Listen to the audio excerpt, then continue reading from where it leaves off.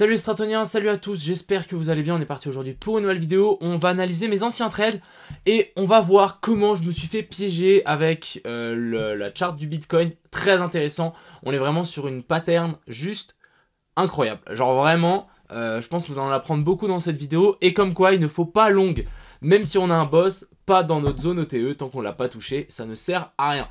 On va checker tout ça, on ira parler bien évidemment du BTC, de l'Ethereum, de 3 altcoins, on ira voir IMO, Capo comme d'hab, et puis ça sera tout dans cette vidéo. J'espère qu'elle vous plaira, je souhaite à tous un excellent vendredi et déjà un excellent week-end, on est tout de suite parti.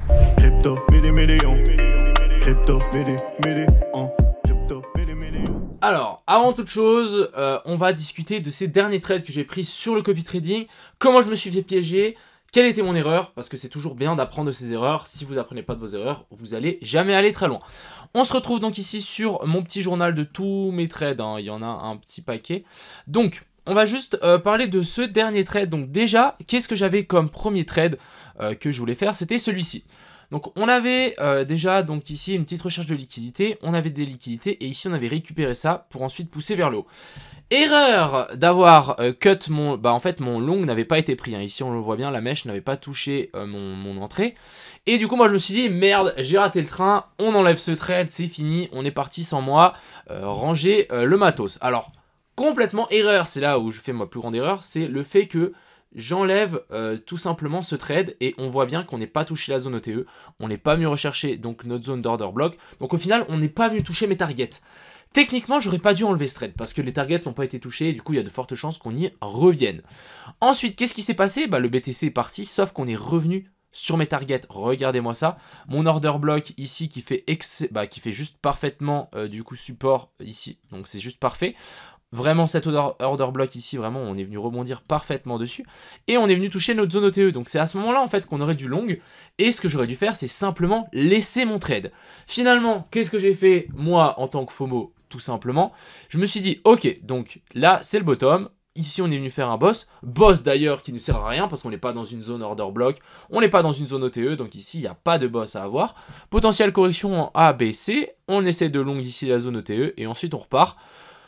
Et bah non, vous le savez comme moi, on est juste venu traverser ça comme du beurre. J'ai même pas vu un seul pet de verre sur mon entrée, donc c'était que du rouge et on s'est fait sortir instantanément. Et moi je me suis dit pourquoi il y a eu ça, mais en fait simplement parce que on devait venir récupérer plus bas et on devait vouloir repousser vers le haut. Donc je vous ai mis une petite analyse sur mon Twitter, c'est ça, tout simplement.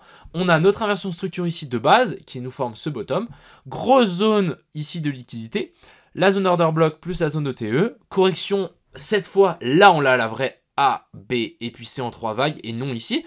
Je me suis juste trop précipité. On est vraiment bien venu rebondir dans cette zone d'order block et OTE ici. Je me suis juste trompé. Et du coup, maintenant, on doit venir récupérer donc ce sommet-là et ce sommet-là pour vraiment faire une grande A, B et puis C. Je vous ai mis la charte sur Twitter. Donc vraiment, nous faire ce scénario ici, A, B et puis C. On vient récupérer les liquidités qu'on a laissées là-haut. Et ensuite on chute. Donc voilà un petit peu mon erreur. C'est assez intéressant de se faire piéger comme ça. Et c'est pas la première fois que je me fais piéger avec cette ABC. Maintenant je vais l'avoir en tête. J'espère que vous aussi. Mais vraiment, vraiment attendez-vous à cette ABC. Et encore une fois, attendez qu'on ait touché les targets que vous avez dessinés. Pas de target, pas de trade. Et moi je me suis juste précipité ici. Alors que on n'est pas venu toucher mes targets. Et en fait finalement mon trade de base, celui-ci, aurait été bon. On serait rentré ici à 26 486, stop loss à 26 000, alors je vais le remettre le trade comme ça, 486, on serait rentré ici, et stop loss à 26 080 et des brouettes, donc vraiment on serait rentré parfaitement sur ce trade et du coup on aurait target ça, donc actuellement on aurait été largement en bénéfice sur le trade de base que j'ai supprimé parce que j'étais trop impatient et je me suis dit qu'il était parti sans nous alors qu'on n'est pas venu toucher les targets. Voilà ce que j'avais à dire sur le BTC, donc maintenant vous avez un petit peu plus mon plan, c'est clairement de former cette énorme ici bear flag, venir récupérer une dernière zone ici, les liquidités là, les liquidités qu'on a laissées là, et ensuite s'inverser. Ça c'est vraiment le plan, donc on va simplement simplement patienter et on va attendre que on ait ça. Donc vraiment ça c'est mes dessins à l'époque, hein, vraiment la zone d'OTE ici sur laquelle on est venu parfaitement toucher. Franchement, dommage. Ensuite ici on avait la même chose sur l'Ethereum, je sais pas si vous vous souvenez mais je vous avais mis un petit trade, bon là j'ai déplacé le trade, mais je vous avais mis un petit trade, j'en avais parlé dans ma vidéo, et on avait un truc comme ceci, venir récupérer donc la zone de fair value gap, plus avec un stop loss un petit peu plus bas, et on serait aussi totalement rentré, donc dommage. On aurait pu avoir des super trades, mais malheureusement, on a fait une petite erreur. J'ai fait une petite erreur. Moi, j'espère que vous avez compris l'erreur. On a aussi pas mal de liquidités là, donc vraiment pour moi, j'attends clairement le short to piece et ça va continuer à pousser. Presque, je suis presque sûr. Ensuite, Total 2, on va checker ça. Donc Total 2 qui commence à arriver dans cette première zone d'OTE. Alors, est-ce qu'on va tenir cette zone OTE ou la zone un petit peu plus basse? Ça, c'est une grosse question qu'on se pose. Après, si le Bitcoin vraiment nous fait ce petit pump and dump, je pense qu'on devrait venir chercher un petit peu plus bas pour les alts. Et sur Total 3, on est vraiment dans cette zone OTE. Donc, affaire à suivre si on tient. Ou est-ce qu'on va venir récupérer la zone ETE un petit peu plus bas? Pour moi, c'est une belle zone d'achat ici.